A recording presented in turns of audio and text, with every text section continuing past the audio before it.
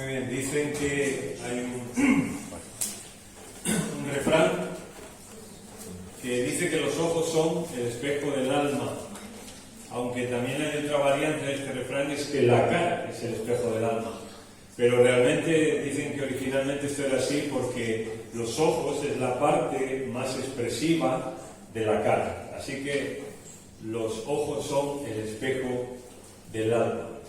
Vamos a leer un salmo que es el salmo número 123. Salmo número 123. Un salmo corto, pero muy intenso y muy bonito a su vez. Salmo 123 dice el salmista allí, Salmo 123.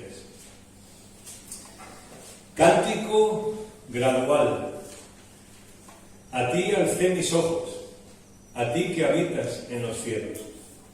He aquí, como los ojos de los siervos miran a la mano de sus señores, y como los ojos de la sierva a la mano de su señora, así nuestros ojos miran a Jehová nuestro Dios, hasta que tenga misericordia de nosotros. Ten misericordia de nosotros, oh Jehová, ten misericordia de nosotros. Porque estamos muy hastiados de menosprecio. Hastiada está nuestra alma del escarnio de los que están en holgura y del menosprecio de los soberbios. Amén. Muy bien, este es un cántico gradual, llamado así, o cántico de las subidas, o cántico para los peregrinos.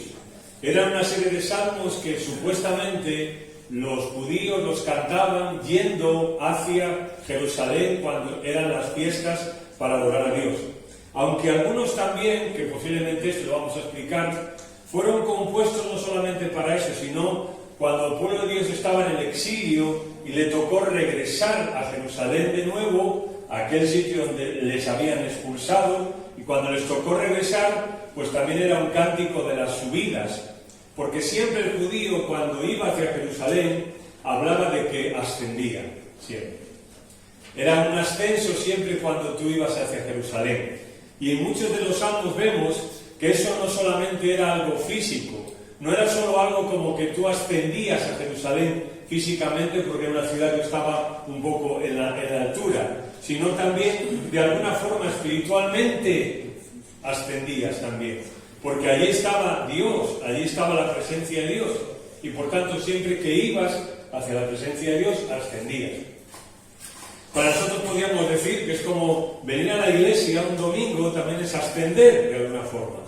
Porque no solamente tú o yo venimos a la iglesia físicamente, o sea, con nuestro cuerpo, sino que de alguna manera venir a la iglesia es una forma de ascender también, de elevarnos en un sentido.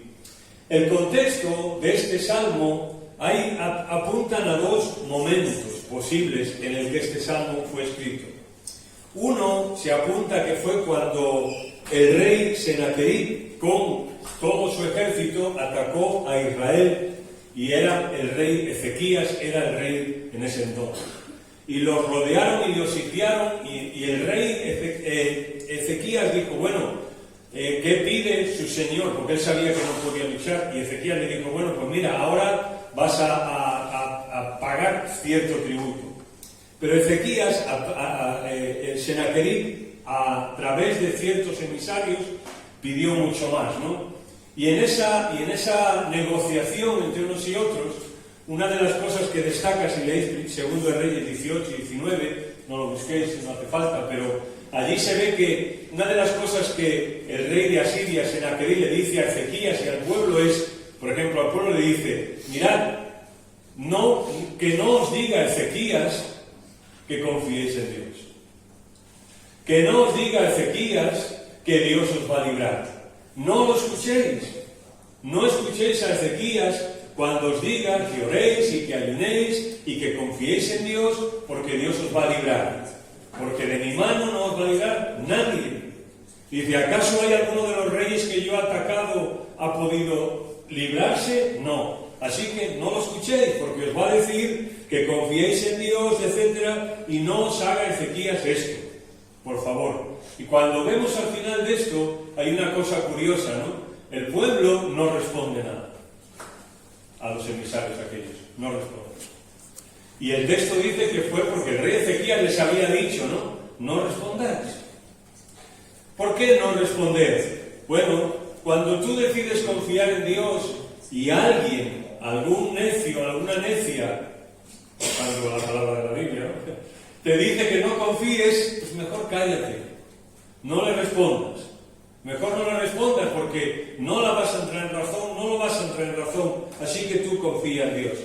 Y ahí al final de ese texto, de esos capítulos, vemos que cuando lo oyeron ellos, al final de ese capítulo vemos cómo ellos hablaron y le pidieron a Dios que los librara de su mano y de todos los reinos de la tierra, porque solo tú eres Jehová. Y al final sabemos que Dios los libró. Así que puede ser que este salmo se haya escrito en este momento crítico, donde hay un menosprecio hacia Dios y hacia el pueblo, y algún salmista escribió este salmo recordando ese menosprecio del que están hastiados ya. Otro posible contexto está en, ahí sale, pero bueno, ahora lo leemos. Está en Nehemías, cuando Nehemías dice que Nehemías llegó a Jerusalén, empezó a recorrer aquello, lo que había que hacer, no le dijo a nadie, estuvo observando todo, y entonces él decidió hacerlo. Y cuando decidió hacerlo, le dijo al pueblo, bueno, vamos a levantarnos y vamos a edificar, vamos a hacer esto. ¿Y cuál fue la respuesta? Dice el versículo 20 de Nehemías 2. Pero cuando lo oyeron, hicieron escarnio de nosotros y nos despreciaron. Y en respuesta les dije, el Dios de los cielos, Él nos prosperará, y nosotros sus siervos nos levantaremos y edificaremos. Punto. Hay un cambio con el texto del otro. Allí no les contestaron, Nehemías sí. Empiezan a hacer escarnio de ellos, empiezan a despreciarles, a menospreciarles, y él dice, mira, el Dios de los cielos nos prosperará.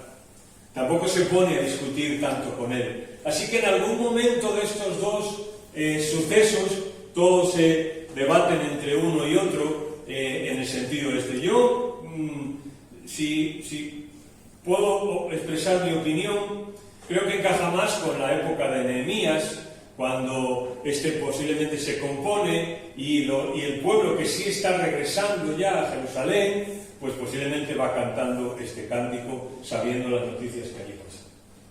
Pero este salmo empieza como debe de terminar y como podemos decirlo, ¿no? El Salmo 123 es un salmo que nos anima a mirar hacia arriba. Es un salmo que nos anima a mirar hacia arriba. Y el salmista dice, a ti alcé mis ojos. A ti alcé mis ojos. Mirad, al llegar al templo, lo primero que reconoce es su soberanía. Hay varios salmos, en concreto 15, que son de ascenso. Y el Salmo 121 decía allí, alzaré mis ojos a los montes, ¿de dónde vendrá mi socorro? Pero ya una vez llega al templo, él dice, a ti alcé mis ojos. Y lo primero que reconoce es su soberanía, a ti que habitas en los cielos. Es como decir, a ti que tienes tu trono o tu residencia en los cielos. Una manera de exaltar a Dios, ¿no? De mirar hacia arriba a Dios. Mirad, cuando llega al templo no ha venido a hablar de él ni de lo que hace, sino de Dios. No ha venido allí y lo primero que dice no es, bueno, yo he venido aquí, o yo he tardado un rato en venir, o yo he pagado esto, o yo he venido hablando con no sé quién. No viene a hablar de sí mismo, no viene a hablar de lo que hace, viene a hablar de Dios. Y si nosotros queremos cada mañana, cada domingo por la mañana, en un sentido, tener tiempos de ascenso hacia Dios, no podemos venir aquí a hablar de nosotros, ni de lo que hacemos, ni de lo que decimos, ni de lo que ofrendamos, ni de lo que trabajamos, ni de lo que servimos. Venimos a hablar de Dios. Esa es la oración y eso es lo que hemos venido hoy. Por ejemplo, San Agustín decía, hay quienes miran a Dios a través de ellos mismos y lo que hacen. Pero el Salmo nos anima a no hacer esto. Este hombre llega, este peregrino llega después de un tiempo y lo primero que hace es alzar a Dios sus ojos y decir, a ti que habitas en los cielos. O sea, reconocer su soberanía. Mirad, solo una mirada. Es que no hacen falta ni palabras.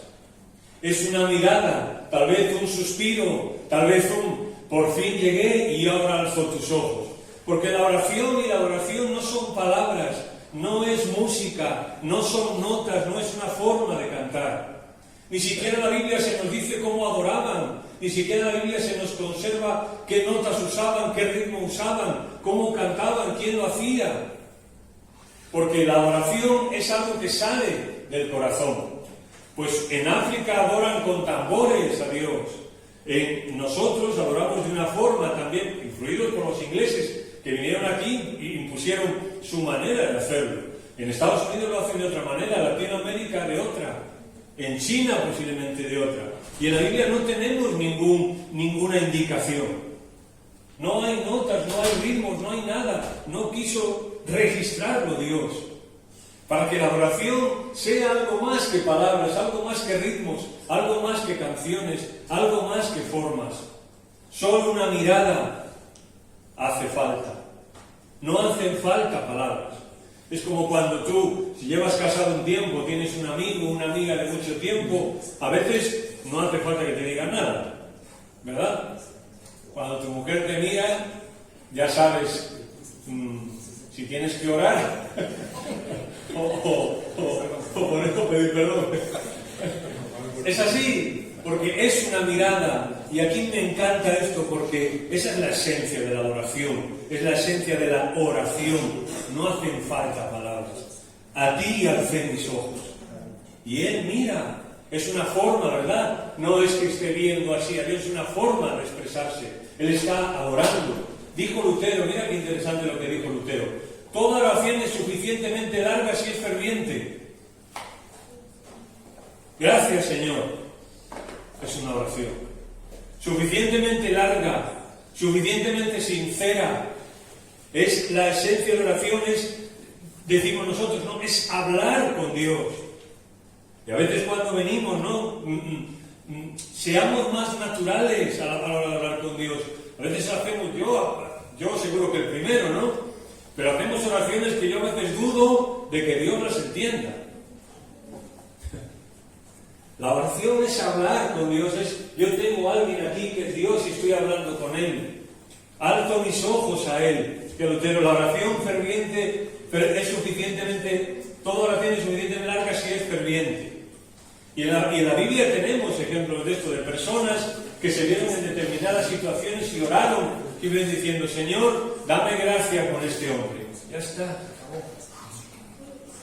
Porque la oración no son palabras. La oración es un estilo de vida. La oración es tener a Dios siempre presente, es siempre tener a Dios a mi lado. Y aquí cuando el salmista llega, claro, llega al templo, ¿a dónde va a ver? Pues arriba. No mira a sí mismo, no se está enalteciendo, él no está mirando a Dios a través de él mismo, de lo que hace. Mirad, en el Salmo 4 veces se habla de la palabra ojos. Ojos aparece 4 veces. La fuerza de la oración no está en las palabras, sino está en el corazón y en la fe. Esa es la fuerza de la oración. No es un conjunto de palabras, no es un conjunto de frases mejor o peor hechas. Es el corazón y la fe. Levantar los ojos a Dios, levantar los ojos es la raíz de todo. Es la raíz de todo. Tú levantas los ojos. Hay un famoso escritor judío que dice: las cosas que parecen buenas vienen de Dios, y las que no parecen tan buenas también. Las cosas que parecen buenas vienen de Dios, y las que no parecen tan buenas también. Porque levantar los ojos es eso, es reconocer cuál es la raíz de todo, dónde empieza todo y dónde está nuestro pensamiento. Ahí está. Eso es lo que realmente somos. Y que Dios nos ayude a ser capaces de ver el origen de todo. ¿Recordáis, por ejemplo, Dios le enseñó eso a Job? Cuando Job empezó a tener los problemas que tuvo en su vida y las circunstancias que tuvo en su vida, llegó un momento, si tú lees el libro con calma, llegas a un momento que te das cuenta de algo en el libro de Job, y es que Job está hablando de sí mismo, de lo que es, de lo que ha hecho, de su integridad, de lo que él hizo, de lo que Dios no sé qué, y yo tal, y yo cual, y yo no sé qué, y yo no sé cuánto. Y cuando Dios habla con él, ¿qué le hace a Job? Dios le dice, bueno, ahora vas a levantar tus ojos y a ver mi obra y lo que yo soy. Y a partir de ahí, pues le da una ocasión, le da una oportunidad, le da a Dios, le dice, ¿quieres hablar? ¿Y qué dice Job? No, se tapa la boca. No hay nada que decir ya. Él está levantando sus ojos al cielo, está viendo al Señor, ya no hay nada que decir, no hay ninguna palabra, no se necesitan ya palabras. Y Dios sigue hablando. Y al final dice, ¿ahora quieres hablar? Y dice, ahora sí. Y sabemos que Él dice, de oídas, te había oído, pero ahora mis ojos te ven. Salmo, el Isaías 40:26 dice, mirad, levantad los ojos al cielo y ved quién hizo todas estas cosas. Isaías 6 nos dice el profeta Isaías, en el año que murió el rey Uzías, vi yo al Señor, sentado sobre un trono alto y sus faldas llenaban el templo. Y dije, ay de mí. Es el trauma, algunos han titulado ese capítulo 6 de Isaías como el trauma de la santidad. Es cuando una persona de verdad ve a Dios y se enfrenta a Dios, deja de hablar de uno mismo, deja de presumir, deja de justificarse a sí mismo y se entrega a Dios. Y esto es lo que hace el salmista cuando llega. A ti alcé mis ojos, a ti que habitas en los cielos. Por tanto, para ascender, para subir o peregrinar hacia arriba, como puede ser un salmo gradual, pues miremos a Dios. Porque eso nos va a liberar primero de nosotros mismos y segundo de las circunstancias. No liberarnos, pero por lo menos en el sentido espiritual y emocional, sí. Liberarnos de que es verdad, podemos tener problemas, pero una persona puede tener problemas y ser libre igualmente. Una persona puede tener problemas y estar en paz, porque ellos, por ejemplo, subían hacia Jerusalén, y Jerusalén es la ciudad de paz. Así se traduce Jerusalén. Lugar de paz, ciudad de paz. Y cuando ellos iban allí y llegaban a Jerusalén, ¿con qué se encontraban? Con Dios. Y por tanto tenían paz y podían mirar a Dios. El domingo, en vez de quedarte en casa, te levantas y peregrinas a la iglesia. Y muchas veces a lo mejor no tienes ganas. Y allí o aquí recibes aliento del Espíritu Santo. Y Dios te eleva de alguna forma. ¿Y querías quedarte en casa? Pero necesitamos hacer esto. Hay una segunda cosa muy importante en el Salmo. El versículo 2, el salmista dice, he aquí, como los ojos de los siervos miran a la mano de sus señores, y como los ojos de la sierva a la mano de su señora, así nuestros ojos miran a Jehová nuestro Dios hasta que tenga misericordia de nosotros. Pensemos aquí en algo. ¿Qué está diciendo el salmista? Una cosa primera que tenemos que aclarar en el aspecto gramatical en sí de esta oración, que es el versículo 2 y 3, que es un paralelo en hebreo, un paralelismo hace. Hay una cosa que tenemos que entender aquí. Hay una ilustración en este versículo. ¿La ilustración cuál es? Los ojos de los siervos miran a la mano de su señor, y los ojos de la sierva miran a la mano de su señora. Esa es la ilustración, el ejemplo. ¿Entendéis? Ese es el ejemplo. Ahora, la enseñanza, ¿cuál es? O lo que el salmista está aprendiendo ahí es: así nuestros ojos miran al Señor nuestro Dios hasta que se apiade de nosotros. ¿Lo entendemos esto? O sea, el ejemplo es el de arriba, la enseñanza es la de abajo, hasta que se apiade de nosotros. La Reina Valera traduce misericordia, pero no es en sí la palabra misericordia la que se usa aquí. Es un derivado, pero es más bien una palabra que significa inclinarse. Por eso muchas traducciones la traducen como apiadarse o ten piedad de nosotros. No es en sí la palabra misericordia, pero es un derivado y sinónimo, está bien traducida también como misericordia. ¿Qué nos está queriendo decir el salmista con esto? Hay varias opciones. Primero, esperar provisión. Esta es la que comúnmente yo por lo menos muchas veces he escuchado. Bueno, el Salmo dice que como los ojos de los siervos miran a la mano de sus señores para que les dé, pues así tenemos que hacer. No es una mala aplicación, pero el contexto no favorece esta interpretación de que sea eso. Ahora, si tú me dices, hombre, la Biblia dice que nosotros tenemos que ver a la mano de Dios para que nos dé. Sí, claro, sí, pero a lo mejor no aquí. Ahora, hay una segunda opción, y esta la apoyan algunos, y es que está hablando de obedecer, está hablando de obediencia, el salmista. Bien, los escritores que nos hablan de los usos y costumbres del mundo antiguo nos dicen que muchos amos, en la presencia de los invitados, cuando había invitados, no hablaban a los esclavos o a los siervos, sino que les hacían gestos que solo ellos conocían. Es decir, en vez de decirle al siervo, oye, trae un poquito más de sopa, pues a lo mejor hacía un gesto con la mano o así, lo que sea. Él no lo veía, los invitados no lo veían, no quedaban bien. O sea, quedaban bien porque la cultura aquella era una cultura muy sofisticada a la hora de las comidas y todo eso. Así que posiblemente hay algunos que entienden esto, que el salmista está diciendo que los siervos estaban esperando una indicación del amo para obedecer lo que sea, para ir a buscar sopa o carne o recoger o lo que sea. Y entonces ellos tenían que estar atentos a la mano de sus amos. Los que esto enfatizan, ¿qué nos dicen? Y está bien en un sentido, nos dicen que el salmista llega a Dios, llega al templo, llega a Jerusalén al templo y dice: a ti alcé mis ojos, a ti que habitas en los cielos. Está adorando, está reconociendo que Dios es soberano y por tanto lo dice. Así que si tú indicas algo, pues aquí estoy y yo lo voy a hacer.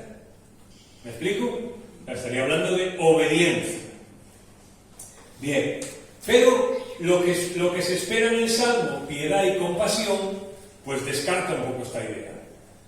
Porque él dice, hasta que tenga misericordia de nosotros. O sea, si él está diciendo, bueno, te voy a obedecer, Señor, hasta que tengas misericordia de mí, pues queda un poco ahí, no sé, ¿no? Justo. Vale. Hay una tercera opción. La tercera opción es que los escritores antiguos también, que conocían los usos y costumbres de aquel entonces, por ejemplo Flavio Josefo y otros, nos dicen que los amos solían castigar a los esclavos pegándoles con la mano.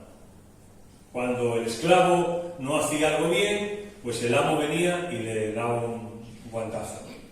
O fuera que nada, vamos, guantazo supongo que era. Y esto era algo cultural también en aquel entonces. Así que el esclavo solo esperaba que el amo se apiadase de él y no le golpeara.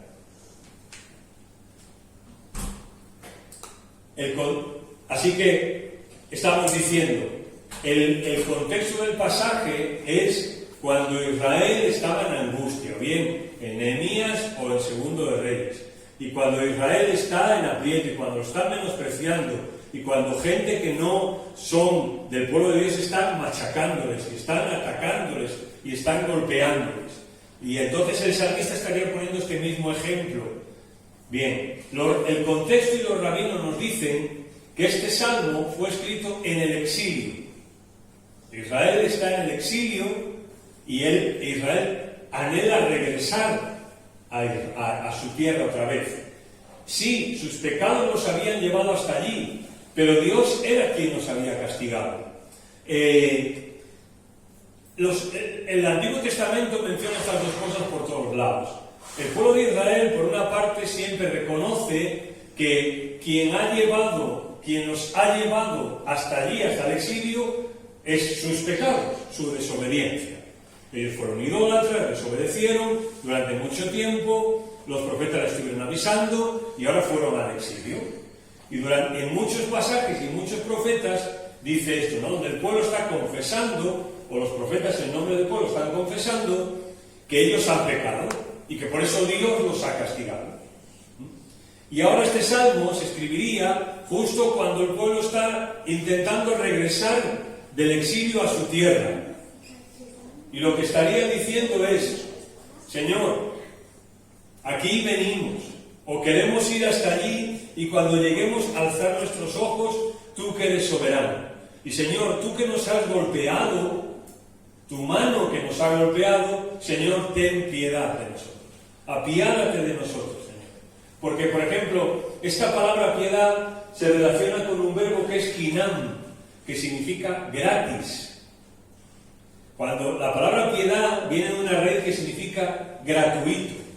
O sea que no van a salir del exilio por sus méritos, sino porque Dios se muestre gracioso, no de jaja, gracioso con ellos. Es decir, este salmo estaría compuesto para el pueblo que ha decidido ya regresar a Jerusalén. Dios le está abriendo las puertas y cuando llegue allí quiere expresar que ellos levantan sus ojos al cielo, reconocen la soberanía de Dios y le dicen, Señor, es verdad, nosotros hemos pecado, Señor, pero tú como nuestro amo también nos has golpeado por causa de nuestro pecado, nos has disciplinado, nos has castigado. Pero Señor, ahora miramos a ti para que tú te apiades de nosotros por fin. ¿Quién sino Dios nos va a sacar de nuestro exilio? Israel había ido al exilio por su pecado y había permanecido allí. ¿Qué decimos del exilio, verdad? Todo lo contrario a lo que Dios tenía para el pueblo de Dios. Pero también hay un exilio para nosotros. Estar fuera de la voluntad de Dios también nos lleva a un exilio espiritual, nos lleva a un desánimo espiritual, nos lleva a un desajuste espiritual y nos lleva a no saber salir de ahí. ¿Recordáis el Salmo 133? Cuando el pueblo dice, los que estaban en Babilonia nos piden que cantemos cántico, y dice, ¿cómo vamos a cantar en tierra extraña? Dice, que mi lengua se pegue a mi paladar si yo no tengo a Jerusalén como preferente asunto de mi alegría. Es decir, ellos deseaban volver, pero no podían, porque estaban en el exilio. Es más, vemos a algunos de los profetas que estaban casi con la calculadora en la mano, contando los años, a ver cuándo se cumplían esos años y podían regresar a Jerusalén. A ver cuándo Dios por fin les aliviaba y les soltaba. Y cuando Daniel, por ejemplo, dice, cuando vi, observé que los años habían terminado. Y ahí se componen salmos, porque ellos quieren volver, quieren salir de ese exilio. Nosotros no podremos salir de nuestro exilio nosotros solos. Dios tiene que ser el que afloje su mano. Dios tiene que ser el que nos lleve. Pero tenemos que reconocer su soberanía. Mirad, quiero que me acompañéis un momento a Lucas, capítulo 18. Allí se cuenta una parábola, Jesús contó una parábola muy interesante y que, bueno, pues tiene que ver mucho con esto que estamos hablando ahora. Lucas 18, 9.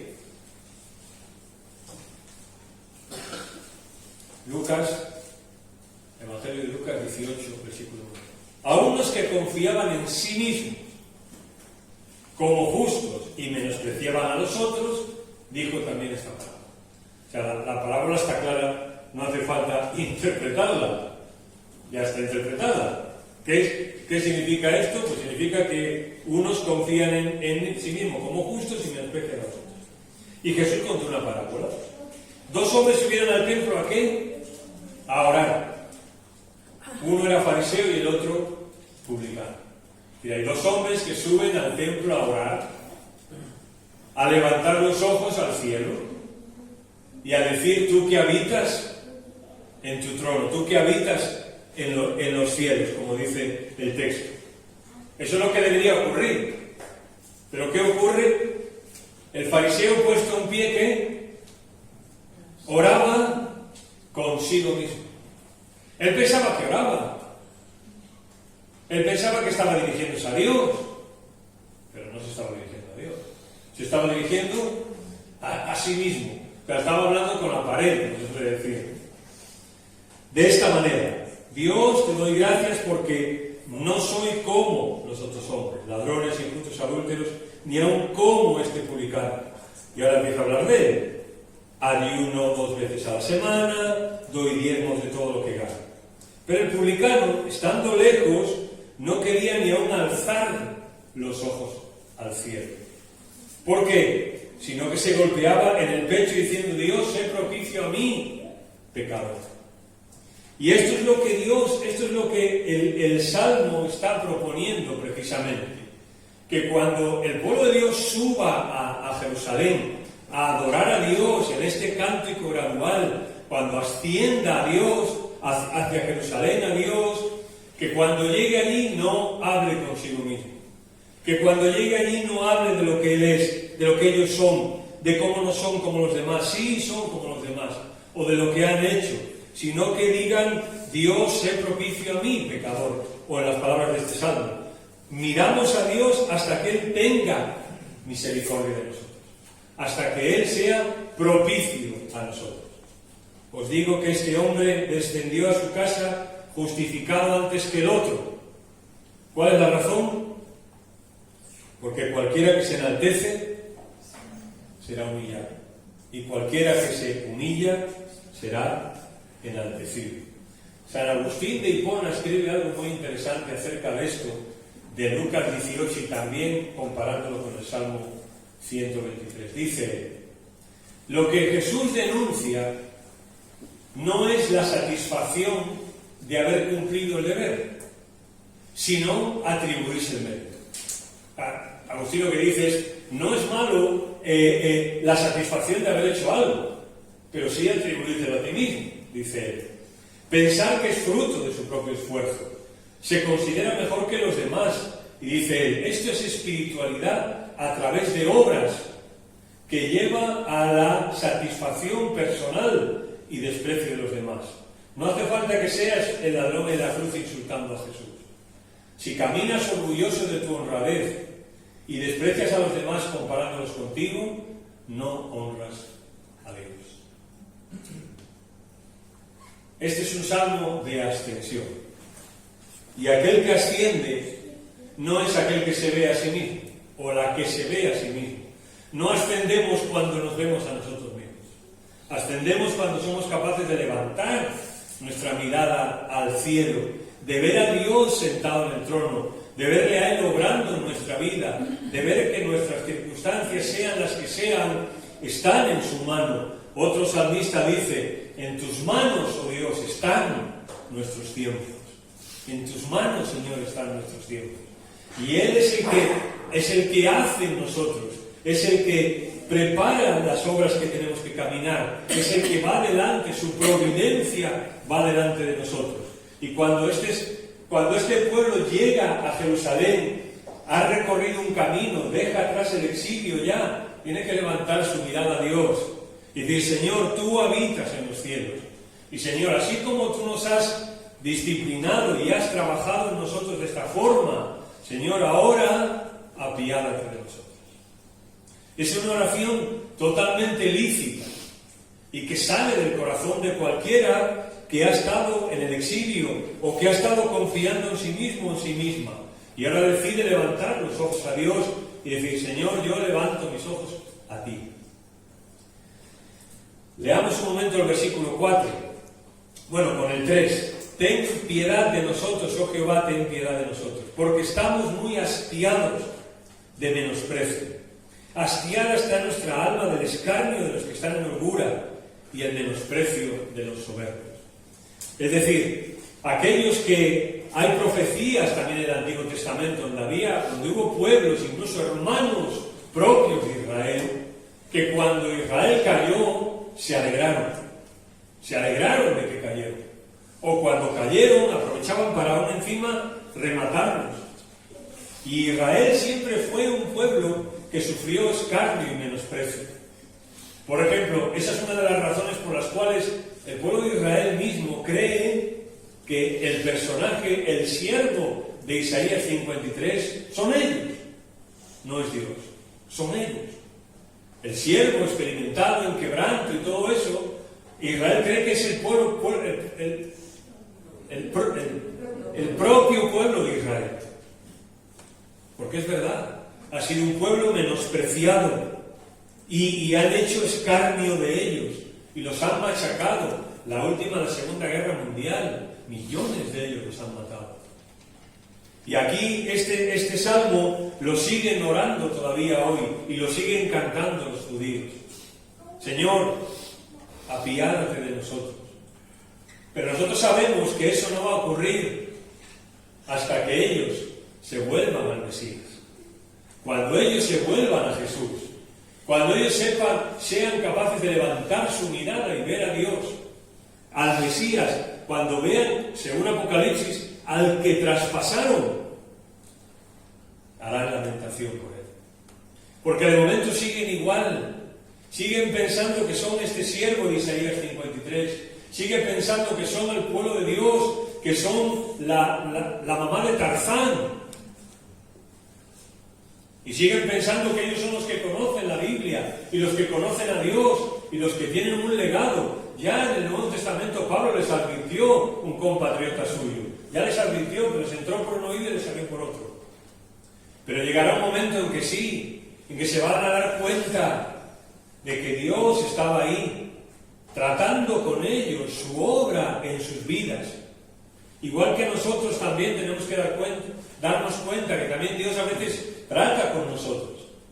Y a veces sus tratos no son caricias precisamente. Y a veces son golpes. Y golpes duros.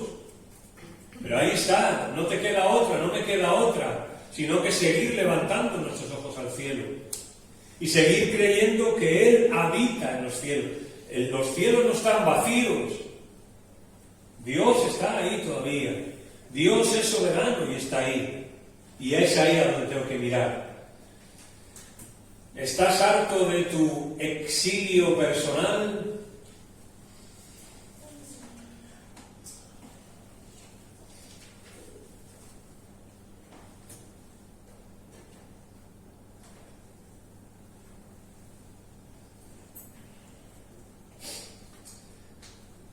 Tal vez has intentado sacudirte alguna circunstancia y no eres capaz.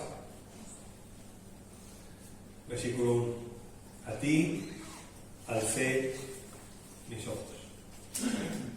Y lo que tenemos que hacer es derramar nuestro corazón, buscarle de verdad, orar, ayunar, persistir, hasta que veamos su mano en nuestra vida.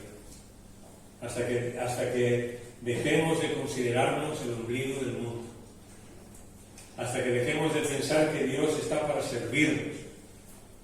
Y reconozcamos que las cosas que Dios permite en nuestra vida vienen de su mano. Las buenas vienen de Él. Y las no tan buenas también. Hebreos 12 nos recomienda al autor: puestos los ojos en Jesús. La vida es una carrera. Algunos dicen que es un maratón muy largo, pero la vida se va enseguida, muy rápido. ¿Qué significa poner los ojos en Jesús? Recordad, el libro de Hebreos es un libro escrito a personas que están sufriendo también un exilio. Por causa de su fe, han perdido sus familias, han perdido sus trabajos, han perdido sus posesiones, algunos de ellos están en la cárcel, otros criando margaritas. Esa era la circunstancia. Y el autor les dice: puestos los ojos en Jesús. ¿Qué significa? No solo en Jesús como nuestra meta, sino también como nuestro ejemplo. Como digo, el autor de Hebreos habla a gente que está padeciendo, está sufriendo en esa carrera que están caminando, que están llevando. Y él les dice, puesto los ojos en Jesús, el autor y consumador de la fe, el cual, por el gozo puesto delante de él, menospreció el oprobio. ¿Recordáis el Salmo? Estamos hastiados de menosprecio, del escarnio que está en holgura y del menosprecio de los soberbios.